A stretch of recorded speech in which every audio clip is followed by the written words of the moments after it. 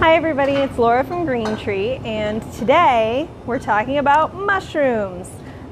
You've probably had mushrooms before, and you probably have a strong opinion about whether you like them or not.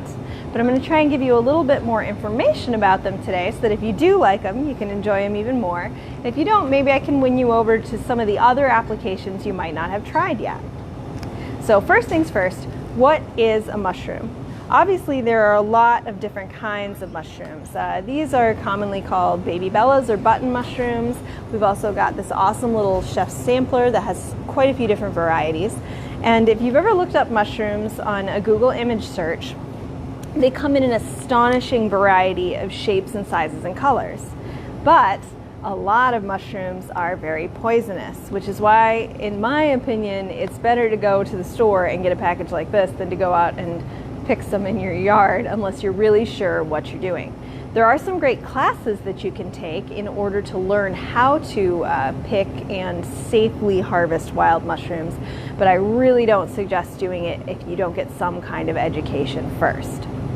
Now, that said, the types of mushrooms that we most commonly eat are usually going to be this kind of pale brown or sometimes white. And you may occasionally see things like oyster mushrooms that are white with a blue-gray tint to them, but usually not the crazy, bright, colorful mushrooms that are so cool looking if you do that aforementioned Google image search. Now, what are mushrooms actually? Mushroom is really a colloquial term. It's used to describe a lot of different things, but the most basic definition is it's the fruiting body of a fungus. In other words, this is the equivalent of the apple on the apple tree. The mushroom is like the apple, and the fungus, the larger fungus itself, is like the apple tree. Now, mushrooms are really unique. When you think about the world and living things in it, you're mostly thinking of animals and plants. But fungi are a whole other animal, if you'll pardon the term, in that they aren't animals and they aren't plants. They have their own very unique cell structure that's somewhere kind of in between the two, but that gives them a really unique property. So if you've ever cooked with mushrooms, you know, most of us will kind of slice these up, or with the bigger caps, maybe grill them. You've probably noticed that even if you wander off for a long period of time and leave your mushrooms unattended, they never get chewy. They never get, beyond the normal chewiness is the texture of a mushroom. They don't get tough the way that, say, a steak does, and they don't dissolve the way that broccoli would if you left it to just cook and cook and cook and cook. And that's because of their unique cell structure. So meat, animal protein, it has protein in the cells. That's what gives it its structure. Plants have pectin. That's what gives them their structure. And it's also something that's used to thicken jams and jellies. It's naturally occurring within the plants, the fruits themselves. Now, what mushrooms have is called chitin, C-H-I-T-I-N. And that has a whole other unique set of properties, and that's why mushrooms don't get tough or dried out, even if you cook them and cook them and cook them and cook them. So I think that's one of the best things about them. There's a super low bar for cooking a mushroom properly. You can do a quick saute, you can throw them in a roast or a slow cooker and leave them there for all day, and they're still going to hold together beautifully. So that's one of the unique cooking properties of mushrooms. Now, some people don't like the texture. Mushrooms have a chewiness that is not toughness to them that can be off-putting to certain people. But I want you to know that there are other ways to use mushrooms that you can get the flavor and get the nutritional benefits, which I'll talk about a little bit later, without having to deal with that odd texture. One of the things you can do is get dried mushrooms. So these are dried shiitake caps, and you can see they wrinkle a little, but they otherwise look basically like a mushroom. They're much lighter because mushrooms are something like 92% water when they're in their fresh state. So you take that out, but they don't actually get much smaller because of that chitin in the cell structure. But anyway, you can use these dried mushrooms to make things like broth. and to add flavor to dishes, and then you can pull them out of something like a soup if you wanted to, or a sauce. If you didn't want to leave the mushroom in there and get the texture, the flavor will come great out of these. In Japanese cooking, it's called dashi, the broth that's made from these dried shiitakes. You can also make dashi from other things, but that's a great way to get the flavor, the umami taste of mushrooms without having that mushroom texture. Oh, and that's another thing about mushrooms. They fall into that umami flavor family, which is typically a flavor that you get from meat. So it's a way to add that flavor to a vegetarian or vegan dish without adding any animal products, which is a really nice thing to be able to do when you're adapting recipes. Now, another thing you can do is to take your mushrooms and run them through a food processor and then mix them with something else.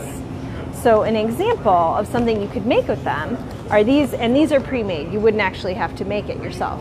These are a grass-fed beef and mushroom burger blend. Now, because of that property of the mushrooms where they don't shrink very much and the texture doesn't really get any tougher, you can cook these for longer than a regular burger. So if you're somebody who likes a well-done burger but doesn't want it to be dried out, these are a great option because they won't shrink down nearly as much as an all-beef burger because, again, the mushrooms don't really shrink. And they won't get dried out because the mushrooms retain their moisture even when the beef doesn't. So that blend gives you a really versatile burger, especially for people who like their meat well done. So you're eating a little less meat and a little more, I would call them part of the vegetable kingdom, even though they're not a plant. So that's reducing your environmental impact a little bit. It's also going to have less cholesterol than an all-beef burger. And you get that bonus of not really being able to overcook these nearly so easily as a regular burger. And I'm going to show you, so they're a pretty good size. I opened this one so I could show you the package. Compared to my hand, that's a pretty good sized burger there. And they don't get much smaller. Unlike a conventional burger, which would often shrink down to as small as this, these stay almost the same size when you cook them, which I think is a really cool feature. So that's another way you can use them, is by breaking them up in the food processor, adding them to something like spaghetti sauce or a burger, a meatloaf, to cut down on the amount of meat that's involved without really changing the flavor a lot and keeping a lot more moisture in your finished product. You can also use them in things like a vegan spaghetti sauce. So I like to use a blend of mushrooms and sweet potatoes, kind of chopped in the food processor, as a replacement for beef if I want to make a vegan sauce. It's a really nice flavor combination. You end up with a solid texture that's still really satisfying, and it's going to be more filling than just a thin marinara. Another thing you can do if you want to get a mushroom flavor without all that mushroom texture is to get something like this mushroom couscous. So these are a finely chopped dried mushroom. So they're very similar to these that I showed you, but they're chopped small and mixed with a flavor packet. You can also get ramen that's going to have this type of mushroom in it. And this will carry that umami mushroom flavor through a whole dish. You could serve this with sauteed or grilled veggies, with chicken, and have that mushroom flavor without having to deal with the chew factor of a mushroom. Now, why might you actually want to use mushrooms? Mushrooms are a very unique thing. Like I said, fungi are a whole class unto themselves of living being. I don't know how you want to classify that. Like I said, they're not plants, they're not animals, but that gives them some really interesting properties in terms of the nutrition as well. They're actually quite low calorie, but they are high in carbohydrates and protein. So they're going to help you feel full, and they're going to give you a lot of nutritional bang for your buck without a bunch of sugar in there that's going to be bad for your system. Despite the fact that the chitin that I mentioned is similar to cellulose in structure, it doesn't break down to sugars in the same way. They're also very high in B vitamins. So you're getting your B vitamins, you're getting your protein, you're getting your carbohydrates without a lot of carbs. And if you don't cook them for a long time, there's quite a bit of water contained in that as well, which is one of the bonuses of eating vegetables, is you're getting a lot of water in your food and kind of hydrating as you eat. So those are kind of the main points of why you might want to hit up mushrooms. Try adding them into your diet. They are also really interesting to watch grow. If you've ever You can find stop motion videos on the internet pretty easily, but if you've ever tried using one of those mushroom growing kits, there are spores which you can't even really see when you look at it. That's essentially the seed of the mushroom. They don't work exactly the same way, but that's where they start from. And then they grow into these little tiny mushrooms. They call it the pin stage because they're literally, the top is going to be the size of the head of a pin. And within, let's put it this way, I did one of these mushroom kits. I left for work, and when I came home, they were twice the size that they were when I left. And they did that every day for several days until they were full-size mushrooms. So they grow very quickly, and it's a really interesting process to watch. And they do that by sucking moisture into those uniquely formed cells and sort of stretching them out. So some mushrooms do add on new cells to the outside, but a lot of them are just taking those cells, filling them with water, and going and that's how you get mushrooms so quickly. And now it seems like they spring up overnight in your yard or in the woods. They're there before that, but they're just tiny, tiny, tiny. And then when they get that big burst of water, typically after a rain, it looks like a full-size mushroom popped up in a day. So there's a rundown on mushrooms. If you have any other ways that you love to use them, let me know in the comments.